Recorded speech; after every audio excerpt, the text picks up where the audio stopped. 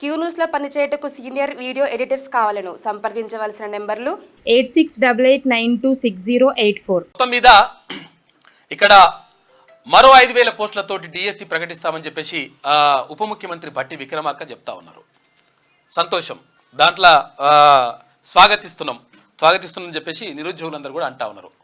కాకపోతే ఏంటంటే ఇప్పుడున్నటువంటి డిఎస్సిని ఇప్పుడే నిర్వహిస్తామని చెప్పడం మాత్రం బాధాకరం.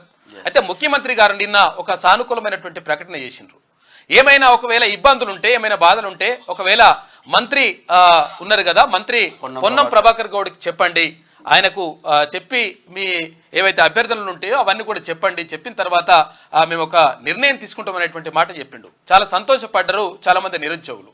కానీ అక్కడ ఒక్కొక్కరు ఒక్కొక్క రకంగా, మంత్రి సీతక్క అంటే ఆమె పైన కూడా మంచి గౌరవం ఉన్నది, ప్రజల్లో మంచి అభిమానం ఉన్నది, తర్వాత నిరుద్యోగులకు కూడా అంతే మంచి అభిమానం ఉన్నది. మరి సీతక్క కూడా ఎట్టి పరిస్థితుల్లో రద్దు అంటే ఇప్పుడు పోస్ట్పోన్ చేసేటటువంటి ప్రసక్తే లేదని చెప్పి చెప్పడం నిరుద్యోగులని నిరాశపరుస్తూ ఉంది, బాధపడతా ఉన్నారు. కాబట్టి 100% ఇది న్యాయమైన డిమాండు, దీంట్లో పోయేది ఏం లేదు. గవర్నమెంట్కి ఇంకా కావాలంటే 200-300 కోట్ల రూపాయలు మిగులుతాయి, ఎందుకంటే ఒకవేళ లేట్ చేస్తే. కాబట్టి 100% ఇక్కడ డిఎస్సిని కానీ, నిన్న మేము ఇక్కడ ఏది దిల్సుఖ్ నగర్ పోయినాము, అశోక్ నగర్ పోయినాం, తర్వాత ఉస్మానియా సిటీ పోయినాము. పోతే 100% మంది అడుగుతా ఉన్నారు, అన్నా కొంచెం ఎట్లనే చేసి మాకు పోస్ట్పోన్ చేయండి, ఇచ్చినటువంటి ఫలాలు మాకు అందాలంటే ఆ పోస్ట్పోన్ చేస్తే మాకేమైనా జరుగుతుంది, కానీ లేకపోతే మేము నష్టపోతామని చెప్పేసి అందరూ కూడా ఆవేదన వ్యక్తం చేస్తూ ఉన్నారు, బాధపడుతున్నారు. ఇంకా కొంతమంది అయితే కానీ మేము చచ్చిపోతాం అని అంటున్నారు. అటువంటి మాత్రం చేయకండి మిత్రులారా, అటువంటిది అవసరం లేదు. ప్రభుత్వం అంటే ఇవాళ సాయంత్రం లోపు లేకపోతే రేపటి వరకు, రేపు ముఖ్యమంత్రి గారి మీటింగ్, ఇవాళంతా రేపు 16 ముఖ్యమంత్రి గారి అంటే కీ మీటింగ్ ఉంది. అక్కడ ఏది ఐఏఎస్ ఆఫీసర్లతో ఐపీఎస్ ఆఫీసర్లతో మీటింగ్ ఉంది.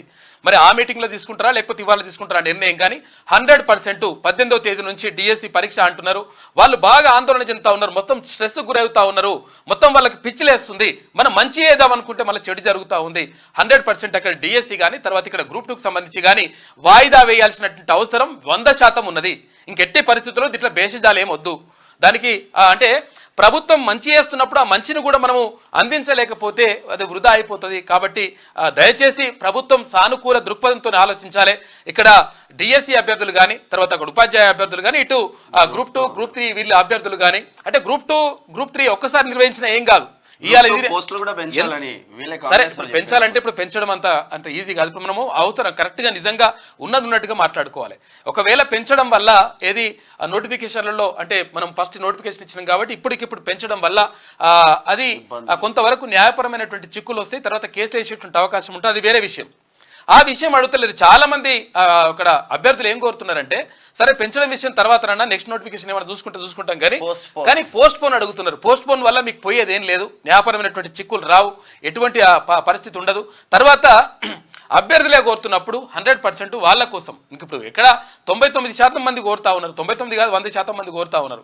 కోరుతున్నప్పుడు 100% వాళ్ళ న్యాయమైన డిమాండ్ని పరిష్కరించాల్సిన బాధ్యత రాష్ట్ర ప్రభుత్వం పైన ఉన్నది. ఎందుకంటే ఇప్పుడు ఇంతకుముందు మనం విద్యాశాఖ అన్నాం, తర్వాత ఇక్కడ టీజీపీఎస్ అన్నాం, ఇక అక్కడ అంటే పరిస్థితి బాగాలేదు. కాబట్టి 100% ముఖ్యమంత్రి గారు సానుకూలమైనటువంటి నిర్ణయం తీసుకుంటారని చెప్పేసి ఆశిస్తూ ఉన్నారు. నిరుద్యోగులందరూ కూడా ఆశగా ఎదురు చూస్తూ ఉన్నారు. నిన్న అక్కడ ఏది మేము అక్కడ సిటీ సెంట్రల్ లైబ్రరీకి వెళ్ళినాం, చిక్కడపల్లికి, అక్కడ అశోక్ నగర్ అదంతా కూడా పోయొచ్చినాం. పోతే మొత్తం కూడా విద్యార్థులందరూ కూడా అంటే నిరుద్యోగులందరూ కూడా ఆశగా ఎదురు చూస్తూ ఉన్నారు. ఎందుకంటే 5 రూపాయల భోజనం తినంటే ఇన్ని రోజులు తిన్నారు. ముఖ్యమంత్రి గారు ఏమంటారంటే, ఆయన చెప్పింది కూడా ఒక మాట వాస్తవమే, కానీ కాకపోతే ఏంటంటే వాళ్ళ పరిస్థితిని అర్థం చేసుకోవాలి. ఆయన ఏమన్నారంటే, ఇన్ని రోజులు మొత్తం కూడా కష్టపడ్డారు పాపం, తొందరగా ఎగ్జామ్ పెట్టేస్తే ఇన్ని రోజులు చదువుకున్నారు కదా, వాళ్ళకు ఉపశమనం కలుగుతుందని చెప్పేసి అన్నారు. కానీ కాకపోతే ఏంటంటే వాళ్ళు అది కోరుకుంటలేరు. ఇంకొక కొంచెం టైం కావాలి, 2 నెలల నుంచి 3 నెలల టైం కావాలి, సబ్జెక్ట్ అంతా కూడా పూర్తి కావాలి, అప్పుడు మాత్రం మేము పరీక్ష రాయగలుగుతాం. ఇది జ్ఞానాన్ని సంపాదించుకోవడానికి అవకాశం అని చెప్పేసి అడుగుతా ఉన్నారు. దయచేసి మంత్రులందరూ కూడా సానుకూలంగా స్పందించండి, ఎమ్మెల్యేలందరూ కూడా ముఖ్యమంత్రి గారికి రిక్వెస్ట్ చేయండి. ముఖ్యమంత్రి గారు సానుకూలంగానే ఉన్నారు, ఎందుకంటే ప్రజలకు మంచి చేయాలనేటువంటి ఉద్దేశంతో ఇక్కడ ఏది జాబ్ క్యాలెండర్ కూడా ప్రకటిస్తూ ఉన్నారు. జాబ్ క్యాలెండర్ ప్రకటించడం ఒక శుభ పరిణామం.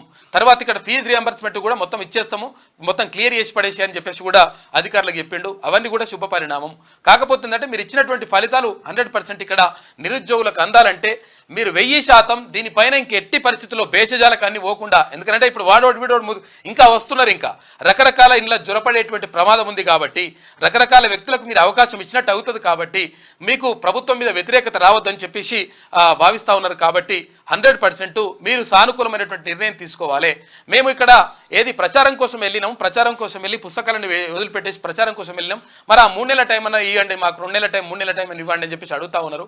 ఆ విషయం అంతా పక్కకు పెట్టేసేయండి. 100% డిఎస్సికి సంబంధించి కానీ గ్రూప్ 2కి సంబంధించి కానీ 100% పోస్ట్ పోన్ చేయాల్సినటువంటి బాధ్యత ప్రభుత్వం పైన ఉన్నది. దయచేసి సానుకూల దృక్పథంతో ఆలోచించాలని చెప్పేసి వాళ్ళందరూ కూడా రిక్వెస్ట్ చేస్తూ ఉన్నారు. క్యూనూస్ కూడా రిక్వెస్ట్ చేస్తూ ఉంది. ఎందుకంటే మేము ఇక్కడ గ్రౌండ్ లెవెల్కి వెళ్ళేసి వచ్చినాం కాబట్టి క్యూనూస్ కూడా రిక్వెస్ట్ చేస్తూ ఉంది. 100% వాళ్ళకు సానుకూల నిర్ణయమైనటువంటి తీసుకోండి. 100% దాన్ని ఏది వాయిదా వేయండి. లేకపోతే వాళ్ళు స్ట్రెస్కి గురవుతున్నారు. మొత్తం ఒక్కొక్కరి మొత్తం నరాలు చిట్లిపోతున్నాయి. కాబట్టి చాలా ప్రమాదాలు జరుగుతాయి. ఎందుకంటే దీన్ని ఆసరాగా తీసుకొని మీరు బీఆర్ఎస్ అంటారు కదా, వాళ్ళు ఇప్పుడు ఆసరాగా తీసుకొని రకరకాలుగా ఇక ఇవన్నీ కూడా జరుగుతాయి. ఇవన్నీ జరగకుండా ఉండాలంటే మాత్రం 100% మీరు సానుకూలంగా నిర్ణయం తీసుకోండి. ఇక మరోవైపు నిన్న గౌడనలకు సంబంధించి ఇక్కడ కాటమయ్య సురక్షణ రక్షణ కాటమయ్య రక్షణ కవచం అని చెప్పేసి నిన్న ముఖ్యమంత్రి గారు ఇక్కడ ఏది ఇబ్రహీంపట్నం దగ్గర లస్కర్ గూడలో దాన్ని కార్యక్రమాన్ని ప్రారంభించిండు. అన్ని కుల వృత్తులకు కూడా మంచి అవకాశాలు కల్పిస్తామని చెప్తా ఉన్నారు. నిజంగా అది ఒక శుభ పరిణామం, మంచి చేస్తూ ఉన్నారు. కాబట్టి ఇటువంటి మంచి చేసేటప్పుడు తర్వాత ఆ మంచి చేసి కూడా అభాస్పాలు కావడం మాత్రం కరెక్ట్ కాదు. మరీ చెప్తా ఉన్నాం, దయచేసి ఒకవేళ ఎమ్మెల్యేలు చూడకుంటే క్యూను చూడండి, మంత్రులు చూడండి, చూసి మీరందరూ కూడా ఒక నిర్ణయం తీసుకోండి దయచేసి. ఎందుకంటే మనము ప్రభుత్వం మంచిగా ఉండాలని కోరుకుంటున్నాం, ఆ ఉద్దేశంతో చెప్తా ఉన్నాం. కాబట్టి దయచేసి దీనిపైన దృష్టి పెట్టాలని కోరుకుంటా ఉన్నాం. ఇక మరోవైపు మంత్రులు ఎందుకు మాట్లాడట్లేదు? మీ నియోజకవర్గాలలో అదే విద్యార్థులు అదే నిరుద్యోగులు వచ్చి మిమ్మల్ని గెలిపించారు. నిరుద్యోగులే మిమ్మల్ని గెలిపించారన్నా అన్నా, మిమ్మల్ని గెలిపించింది నిరుద్యోగులే, మిమ్మల్ని ఊర్లలోకి వచ్చి గెలిపించింది నిరుద్యోగులే. ఆ నిరుద్యోగుల గురించి మీరు మాట్లాడకపోతే అన్యాయం అవుతుంది. కాబట్టి 100% మీరు మాట్లాడండి. తర్వాత ఎట్టి పరిస్థితుల్లో ప్రభుత్వం సానుకూలమైనటువంటి నిర్ణయం తీసుకోవాలి. 100% వాయిదా వేయాలి. చిన్న డిమాండ్ అది, అసలు పెద్ద విషయమే కాదు అది. ప్రభుత్వం అనుకుంటే 5 నిమిషాల పని అది. కాబట్టి దాన్ని నిర్ణయం తీసుకోండి. మీకు వార్తలు రాయడం, విశ్లేషణ చేయడం వచ్చా? అన్యాయాన్ని ప్రశ్నించడం తెలుసా? ఇంకెందుకు ఆలస్యం? క్యూన్యూస్ మిమ్మల్ని ఆహ్వానిస్తుంది. క్యూన్యూస్లో పనిచేయడానికి అనుభవం గల కంటెంట్ రైటర్స్ కావాలను సంప్రదించవలసిన నెంబర్లు 8688926084.